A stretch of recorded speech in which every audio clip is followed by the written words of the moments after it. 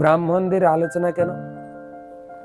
অনেক লোক তো অনেক খুব খারাপ কাজ করছে, মদ, তার ব্যবসাগিরি তো অনেক লোক করছে, কিন্তু ব্রাহ্মণ সম্বন্ধে কেন বলা হয়েছে? না, ব্রাহ্মণ হচ্ছেন শিক্ষিত পণ্ডিত ব্যক্তি। তিনি পাপ পুণ্য ভুল ভ্রান্তি সব বিচার করতে পারেন, কোনটা পাপ কোনটা পুণ্য।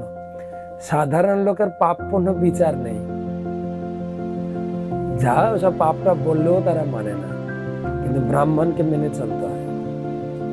যেরকম পুলিশ, সাধারণ লোক যদি কিছু চুরি করে ধরা পড়লে সাজা হবে, পুলিশ যদি কিছু চুরি করে তার সাজাটা বেশি হবে না কম হবে? বেশি হবে। কেন? পুলিশ তো দেশের আইন জানে, সে যদি ভুল করে তার সাজা বেশি হয়। তাই বলা হয়েছে শাস্ত্রে যে এই যে যজ্ঞ হলো না, যজ্ঞে ঘি দিলাম, যজ্ঞে ঘি ঢালার থেকে বড় কাজ হচ্ছে ব্রাহ্মণের মুখে, ব্রাহ্মণ বৈষ্ণবদের মুখে হালুয়া পুরি পনির সবজি ঢালবেন বেশি করে, তার মাধ্যমে ভগবান গ্রহণ করবেন। ব্রাহ্মণকে এত শ্রেষ্ঠ করে। আর সেই ব্রাহ্মণ যদি ভুল করে, সাধারণ লোকের যা বিচার হবে তার বিচার হবে বেশি।